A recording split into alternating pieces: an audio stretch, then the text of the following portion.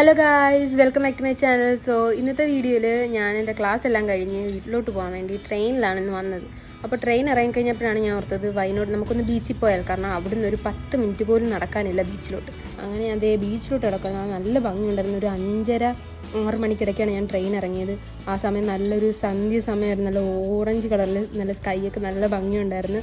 അപ്പോൾ ഞാൻ അങ്ങോട്ട് നടന്നപ്പോഴാണ് ഓർത്തത് സീ ലോഞ്ച് തലേന്നായിരുന്നു അതിൻ്റെ ഉദ്ഘാടനം. കുറച്ച് നാളായിട്ട് ഇത് പ്രവർത്തിക്കുന്നുണ്ടായിരുന്നു, പക്ഷേ ഒഫീഷ്യലായിട്ട് ഇവർ കഴിഞ്ഞ ദിവസമായിരുന്നു ഇതിൻ്റെ ഉദ്ഘാടനം. ഞാൻ ഈ വീഡിയോ എടുത്ത് വെച്ചിട്ട് 2 ആഴ്ചയായി.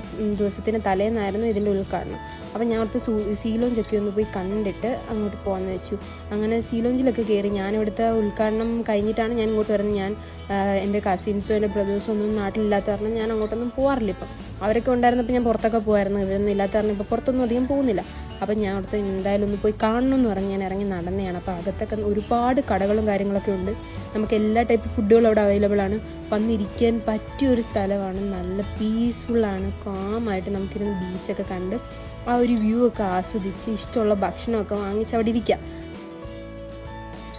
അപ്പം ഞാനിങ്ങനെ ബീച്ചിലൊക്കെ കണ്ട് ഇങ്ങനെ ആസ്വദിച്ചിരിക്കുമ്പോഴാണ് ഞാൻ ഓർത്ത് നമുക്ക് പോയി ഒരു ബജ്ജി കഴിച്ചാലോ. കുറച്ച് നാളായിട്ട് എനിക്ക് ഒരു ബജ്ജി കഴിക്കണമെന്ന് ഞാനങ്ങനെ മുളക് ബജ്ജി വാങ്ങിച്ചു.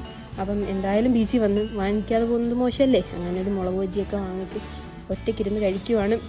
അങ്ങനെ ഒറ്റയ്ക്കിരുന്ന് കഴിക്കുന്നതിന് എനിക്ക് വലിയ മടിയൊന്നുമില്ല. പക്ഷെ പണ്ടൊന്നും അങ്ങനെ പോകാറില്ലായിരുന്നു. ഇപ്പോൾ പിന്നെ കുറച്ച് ധൈര്യമൊക്കെ വന്നു. ഇങ്ങനെ ക്ലാസ്സും കാര്യങ്ങളൊക്കെ ആയിട്ട് വെളിയിലൊക്കെ പഠിക്കാൻ പോകണ്ടായിരിക്കാം.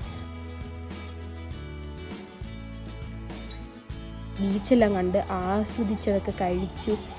ചുറ്റിനുള്ള ആൾക്കാരെല്ലാം ഇങ്ങനെ നോക്കിക്കൊണ്ടിരിക്കാം.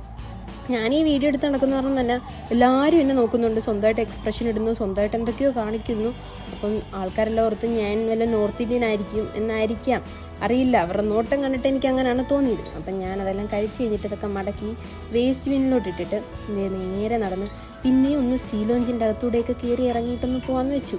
അപ്പോൾ എന്തായാലും ഞാൻ ഇതൊക്കെ ആയപ്പോൾ തന്നെ ഒരു 6:30 ആവാറായിരുന്നു. 7 മണി കഴിയുമ്പോൾ വീട്ടിലെത്തണം, ഇല്ലെങ്കിൽ പിന്നെ ഇരുട്ടിക്കഴിഞ്ഞാൽ പിന്നെ വീട്ടിൽ കുറച്ച് സീനാവും.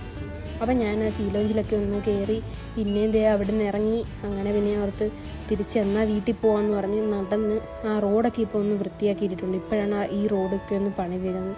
അപ്പം ഈ റോഡ് വഴി നടന്ന് പോകുമ്പോഴാണ് അവിടെ ഒരു നല്ല ഭംഗിയുള്ളൊരു പൂവ്, ഈ ഒരു വയലറ്റ് കളർ, എന്ത് പോകാമെന്നൊന്നും എനിക്കറിയത്തില്ല. കണ്ടപ്പോൾ നല്ല ഭംഗി തോന്നുന്നു. നേരിട്ട് കാണാൻ ഇതിലും ഭംഗിയായിരുന്നു കേട്ടോ. വീഡിയോ എടുത്തിട്ടൊന്നും ഭംഗി കാണുന്നില്ല, പക്ഷെ നേരിട്ട് കാണാൻ നല്ല ഭംഗിയായിരുന്നു. നല്ല കാഴ്ചയായിരുന്നു. അപ്പം ഞാനിങ്ങനെ അതൊക്കെ ആസ്വദിച്ച് കുറച്ച് നേരം കൂടെ അവിടെയൊക്കെ വീഡിയോസൊക്കെ എടുത്ത് നിൽക്കുമായിരുന്നു.